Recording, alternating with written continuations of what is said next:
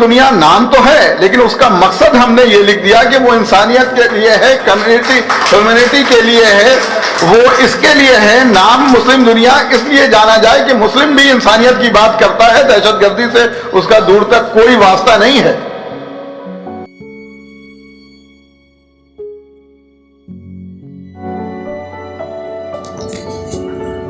انسان کی اصل میراث اس کے لفظ ہیں۔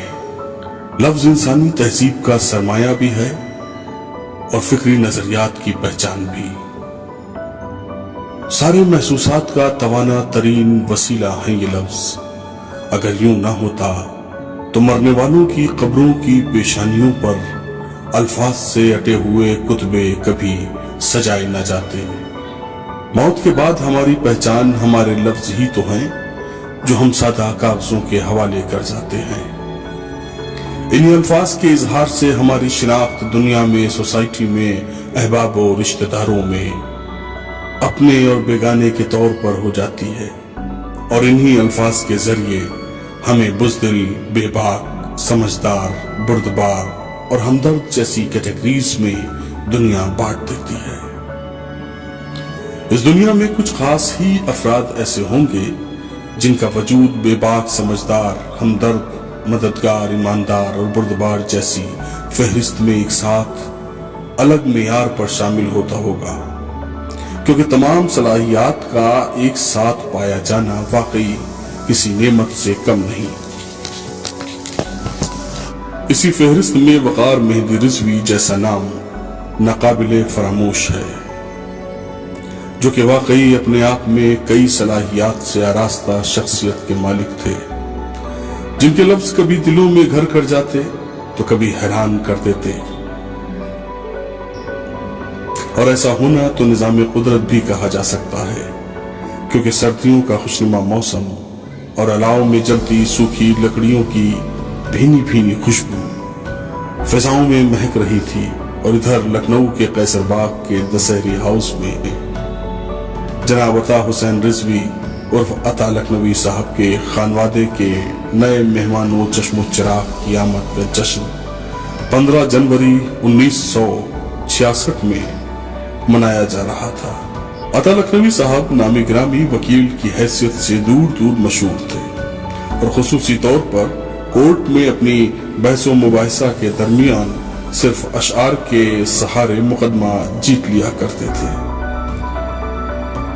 اور وہی لفظوں کی جادوگری کے اثرات پیڑھی در پیڑھی منتقل ہوتے گئے۔ ظاہر ہے علم دا خانوادے کا اصل ذمہ بچوں کی اعلیٰ تربیت اور ان کو باصلاحیت بنانے پر منحصر ہوتا ہے۔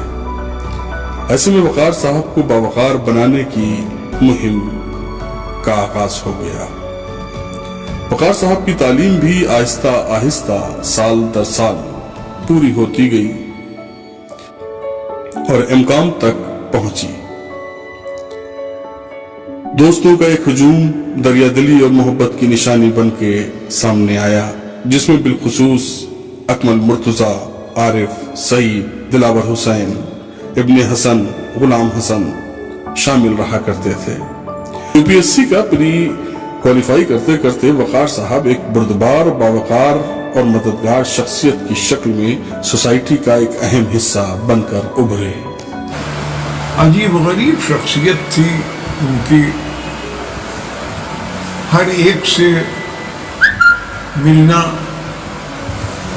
ہر ایک کے کام آنا، ہر ایک کے کام میں اس طرح مدد کرنا کہ جیسے وہ خود ان کا اپنا کام ہو۔ بہت چیزوں میں وہ ایک ہی وقت میں انوالو تھے، اور ہر جگہ اسی توجہ اور اسی لگن سے وہ اپنی ذمہ داری پوری کرتے تھے۔ یہ ایک بہت بڑی بات ہے۔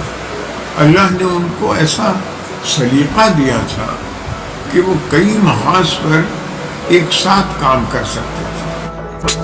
ان کا جرنلزم کی فیلڈ میں آنا بھی ایک بہت دلچسپ کہانی ہے۔ کسی کی مدد کے لیے محض چند عرصے کی محنت کا نتیجہ تھا یہ۔ دراصل ہوا یوں کہ کسی صاحب کی مدد کے واسطے ڈسٹرکٹ انفارمیشن کے سرکاری دفتر यानी कि सूचना विभाग जाकर वीकली अखबार निकालने और उसके इंतजामात का पता लगाना था। जाहिर है कि वकार साहब का भी काफी वक्त लगा, मगर इतनी जद्दोजहद के बाद उन साहब को जब ये मुश्किलात और परेशानियां पता चली तो उन्होंने अपना फैसला बदल दिया कि वो कभी भी कोई अखबार नहीं निकालेंगे। वाकई वकार साहब के मुताबिक ये बहुत खराब फैसला था, क्योंकि इतनी मेहनत और मशक्कत का कोई भी सिला नहीं मिला।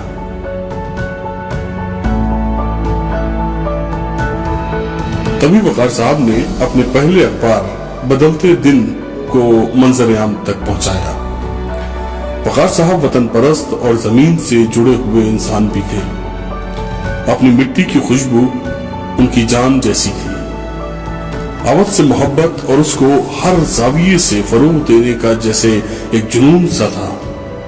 आखिरश अवधनामा अखबार भी उसी जुनून और मोहब्बत का नतीजा बना।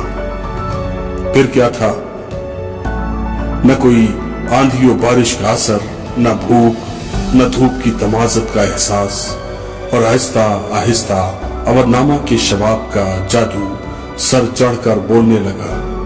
इसकी हर इबारत हक़गोई और सदाकत का महवर बनकर समाज को अलग फिक्र देती गई। मोहतरम सामीन, टोरंटो से तकी आबदी आप के गम में शरीक है। बड़ी मुश्किल से होता है चमन में दीदावर पैदा। मरहूम मगफूर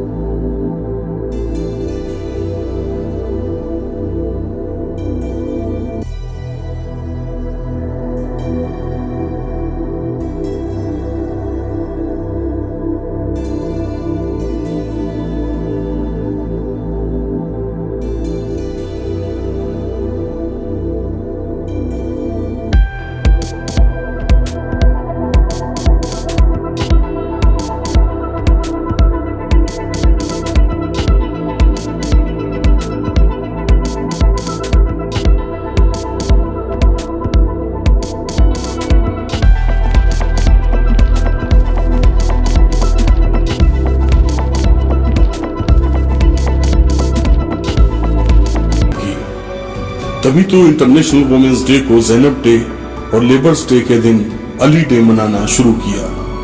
उन्होंने इमाम जाफर सादिक अलैहिस्सलाम की पैदाइश के मौके पर एजुकेशन डे का एहतमाम करके दुनिया को उनके कारनामों और इल्मी कुव्वत के बारे में रूशनास भी कराया। वक़ार रिज़वी मेरी नज़रों में लखनऊ की एक ऐसी बेहतरीन शख्सियत थे जिनका सानी मुझे मौजूदा लखनऊ में नजर नहीं आता।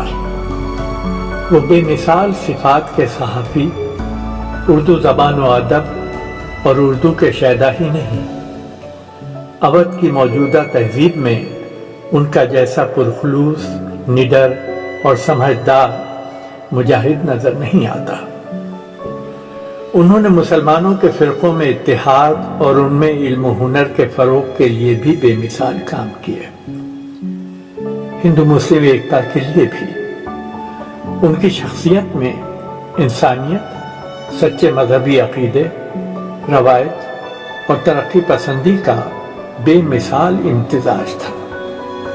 इंसान की खूबियों को पहचान कर उन्हें आगे बढ़ाने का जज्बा भी, जिसकी मिसाल मुश्किल से ही नजर आएगी। ये हकीकत है कि वकार साहब की सोच औरों की सोच से काफी मुख्तलिफ हुआ करती थी।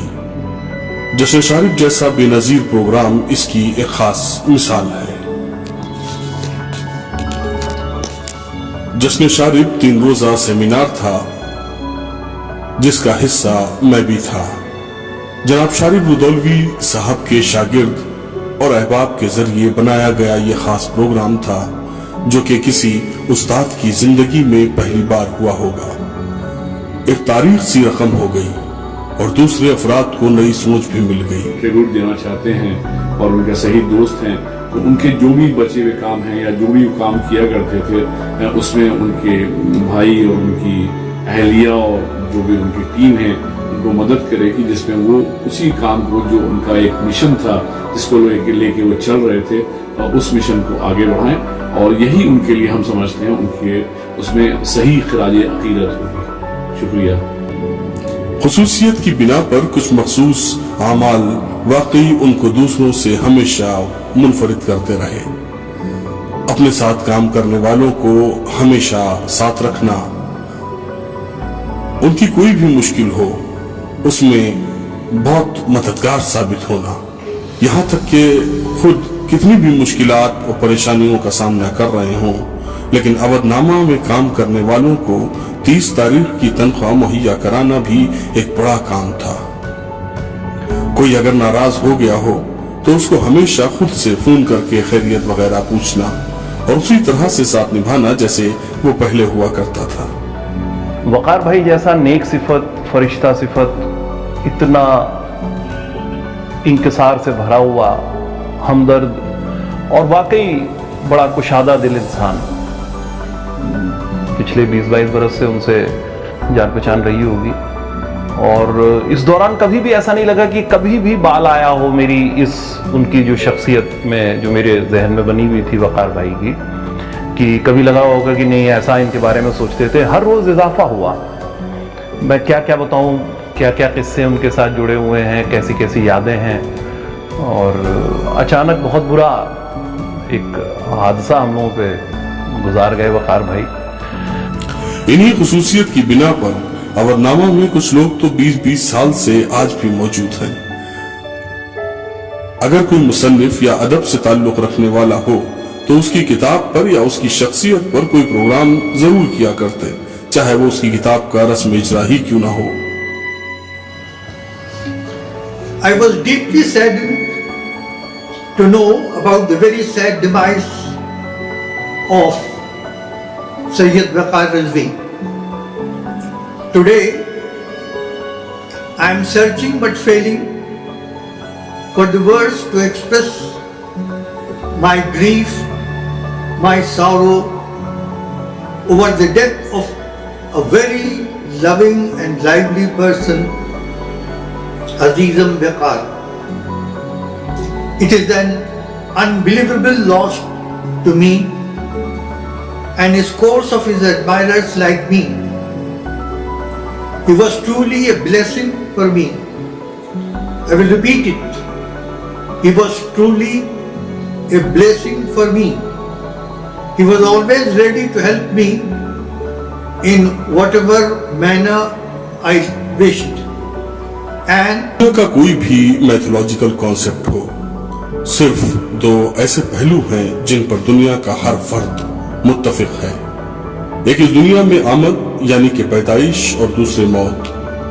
दुनियावी नुक्ते नजर के मुताबिक इन दोनों नुक्तों के दरमियान के वक्फे को हम जिंदगी कहा करते हैं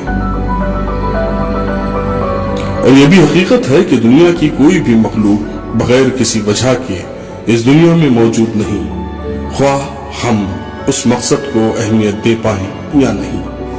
यानी कि दुनिया फानी है, जब तक हमारी जरूरत है तब तक इस दुनिया में हम मौजूद हैं और जरूरत खत्म होते ही अपने मालिक हकीकी की बारगाह में वापस जाना होता है। मुझे ऐसा महसूस होता है कि वकार साहब ने कुल महज अपनी 56 साल जिंदगी में अपने हर जाविये से सारे काम मुकम्मल कर लिए थे, जबकि वाकई अभी दुनिया को उनकी बहुत जरूरत थी। दूर के हों या करीब से जानने वाले, हर शख्स की आंख नम है, जहन हैरान है, कल्ब की हर धड़कन और आंखों में जैसे किसी का इंतजार है।